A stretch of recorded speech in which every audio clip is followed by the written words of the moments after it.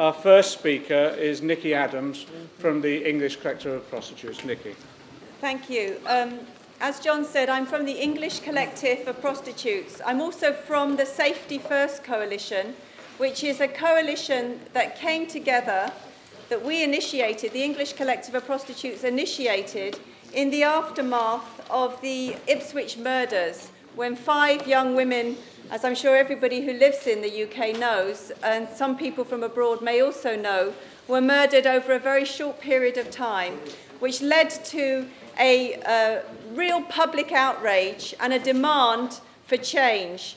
And the coalition came together quite easily and included people from the church, the Royal College of Nursing, bereaved families, families who had lost daughters through being murdered, working as sex workers, anti-rape organisations, anti-prison campaigners, anti-poverty campaigners, a very wide range of people came together to press for decriminalisation and for safety to be prioritised, because those were the 2 major issues that people felt really needed addressing.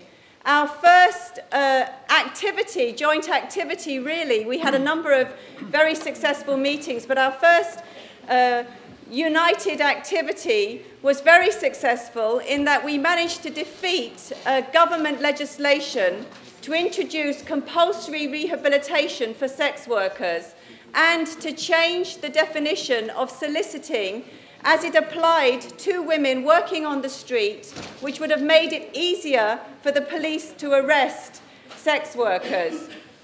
So we managed to defeat that legislation in February of last year. Now, what we're up against now is new legislation. I have to first of all say that this meeting was originally planned as part of an international gathering, and we are really thrilled to have a number of international guests here as a result.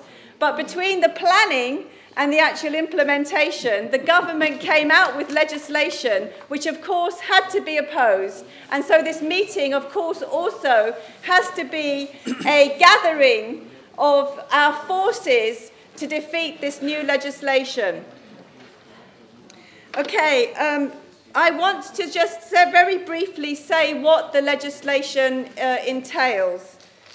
It clamps down on, it will prevent women working from premises together. That's one of the first aims of the outcomes of the legislation. It does that by criminalising men who have sex with somebody, paying for sexual services of a prostitute controlled for gain.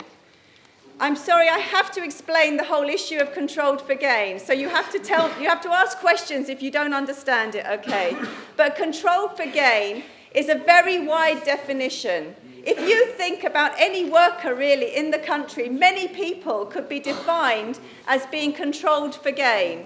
There is nothing in this legislation that says that controlled for gain will be defined in a way that will need force or coercion to be proved in order to show that somebody is controlled for gain. So the impact of the legislation will be, and is already being, that any sex worker who works with another person in premises or has a work rota organised or has a boss could be classified as controlled for gain. And what the government's spokespeople said in the second reading debate is actually not true. They said that we were accusing the government of using that definition to criminalise any woman working in the sex industry, which is true, we are. And they said that that wasn't true because controlled for gain was going to, in fact, it was Fiona McTaggart who is here tonight. So, you know, we have to clarify this issue. How controlled for gain has already been defined is in the way that I am saying. There is already legislation on controlling which does not require force and coercion to be proved.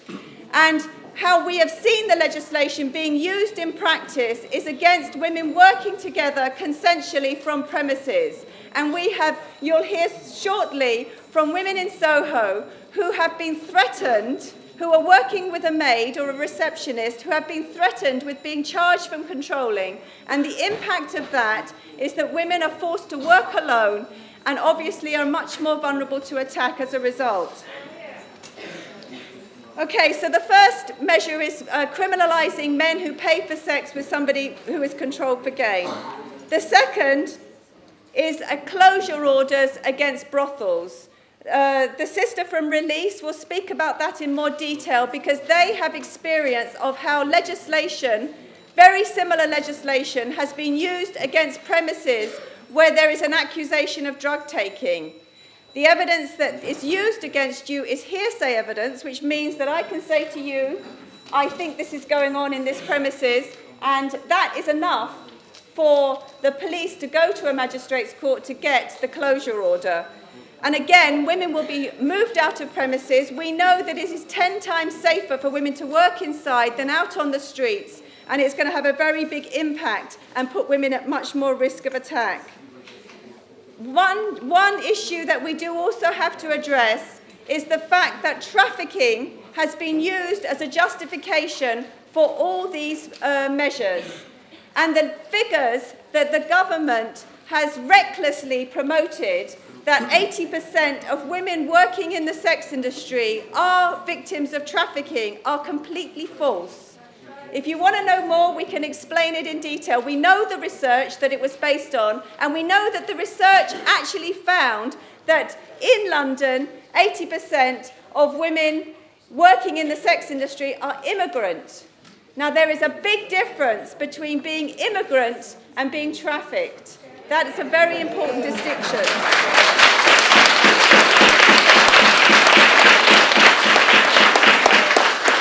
And the trafficking legislation, again, requires no force and coercion to be proved, has been primarily used against immigrant women working in the sex industry and targeting women for deportation.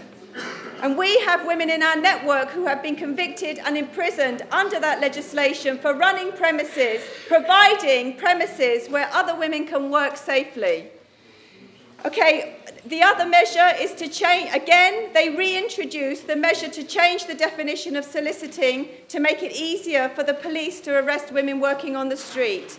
And we have heard over and over again the impact of criminalisation on women's lives. Women who get convictions for prostitution, sometimes at an early age, and it establishes the direction of your life from that point on. It prevents you from getting a job. Many women would like to go on and work with other young people or work in the caring professions and are automatically prevented from doing so because they have a record for prostitution. The woman we were hoping to speak on that today, I'm afraid, got defeated by the snow, so she can't be with us. But she is giving evidence to the committee that is looking at this bill.